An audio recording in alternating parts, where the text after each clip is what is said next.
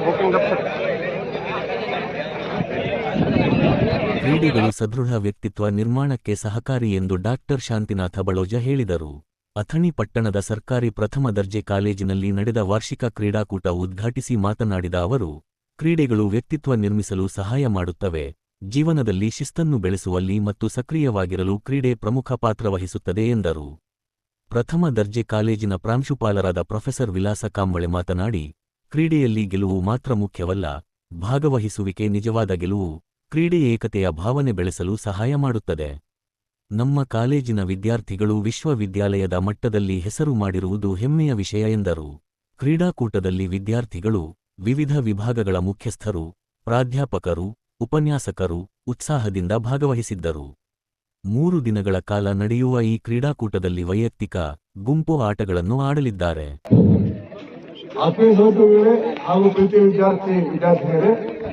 ಇವತ್ತು ನಮ್ಮ ಸರ್ಕಾರಿ ಪ್ರಥಮ ದರ್ಜೆ ಕಾಲೇಜು ಅಥಣಿಯ 2025-26ನೇ ಸಾಲಿನ ವಾರ್ಷಿಕ ಕ್ರೀಡಾಕೂಟವನ್ನ ಹಮ್ಮಿಕೊಂಡಿದ್ದೇವೆ. ಆ ಪ್ರಯುಕ್ತ ಉದ್ಘಾಟನಾ ಸಮಾರಂಭ ಇದೇ ತಾನೇ ಜರುಗಿತು. ಸ್ನೇಹಿತರೆ, 4 ಗೋಡೆಗಳ ಮಧ್ಯದಲ್ಲಿ ಕುಳಿತುಕೊಂಡು ಅಧ್ಯಯನವನ್ನು ಮಾಡುವುದು ಎಷ್ಟು ಮುಖ್ಯವೋ ಅದಕ್ಕಿಂತಲೂ ಮುಖ್ಯವಾದದ್ದು ಸರಿಯಾದ ಸ್ವಸ್ಥ ಶರೀರವನ್ನ ಮನಸ್ಸನ್ನ ಇಟ್ಕೊಳ್ಳುವುದು.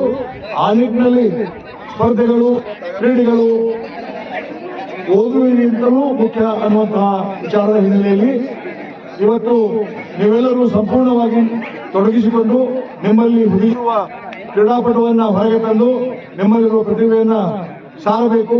ಆ ಮೂಲಕ ವಿವಿಧ ಸ್ಪರ್ಧೆಗಳಲ್ಲಿ ಭಾಗವಹಿಸಿ ತಾಲೂಕಾ ಮಟ್ಟ, ಜಿಲ್ಲಾ ಮಟ್ಟ, ರಾಜ್ಯ ಮಟ್ಟ, ಸಾಧ್ಯವಾದರೆ ಒಲಿಂಪಿಕ್ಸ್ನಲ್ಲಿ ಕೂಡ ಭಾಗವಹಿಸಿ ನಮ್ಮ ಕಾಲೇಜಿನ ಕೀರ್ತಿ ಪತಾಕೆಯನ್ನು ಹಾರಿಸಬೇಕು ಅಂತ ತಮ್ಮನ್ನ ಕೇಳ್ಕೊಳ್ತೇನೆ.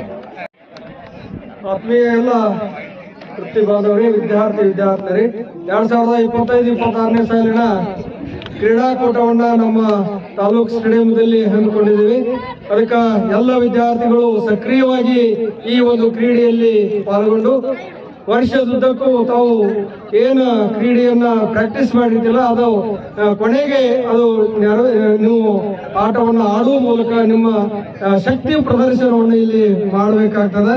ನೀವು ನಮ್ಮ ಕಾಲೇಜಿನಲ್ಲಿ ಹಲವಾರು ವಿದ್ಯಾರ್ಥಿಗಳು ಅನೇಕ ಕ್ರೀಡೆಗಳಲ್ಲಿ ಪಾಲ್ಗೊಂಡು ಯೂನಿವರ್ಸಿಟಿಯ ಮಟ್ಟದಲ್ಲಿ ಹೆಸರನ್ನ ತಂದಿರುವುದನ್ನು ನಾವು ಇಲ್ಲಿ ಕಾಣ್ತೀವಿ.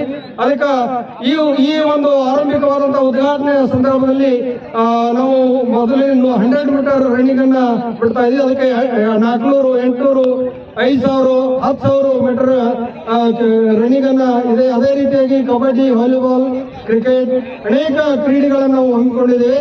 ಅದಕ್ಕೆ ವಿದ್ಯಾರ್ಥಿಗಳು ಯಾವುದೇ ರೀತಿಯಾದಂತಹ ದಣಿಗೆಯನ್ನ ಮಾಡಲಾರ ಎಲ್ಲರೂ ಶಾಂತ ರೀತಿಯ 3 ದಿವಸದ ಒಂದು ಈ ಕ್ರೀಡಾಕೂಟದೊಳಗ ಎಲ್ಲರೂ ಸಕ್ರಿಯವಾಗಿ ಪಾಲ್ಗೊಂಡು ಇದನ್ನ ಯಶಸ್ವಿಗೊಳಿಸಬೇಕು. ಮತ್ತು ಇಲ್ಲಿ ಕ್ರೀಡೆಯಲ್ಲಿ ಪಾಲ್ಗೊಂಡಂತ ಎಲ್ಲ ವಿದ್ಯಾರ್ಥಿಗಳಿಗೆ ಊಟದ ವ್ಯವಸ್ಥೆಯನ್ನು ಕೂಡ 3 ದಿವಸ ಮಾಡಿದ್ದೇವೆ. ಅದಕ್ಕೆ ಎಲ್ಲ ವಿದ್ಯಾರ್ಥಿಗಳು ಪಾಲ್ಗೊಂಡು ಇದನ್ನ ಯಶಸ್ವಿಗೊಳಿಸ್ತೀರಿ ಅನ್ನುವಂತ ಮಾತನ್ನ ಹೇಳ್ತಾ ಎಲ್ಲರಿಗೆ ಶುಭವಾಗಲಿ ಅಂತೇಳಿ ಹಾರೈಸ್ತಾ ಇದ್ದೇವೆ.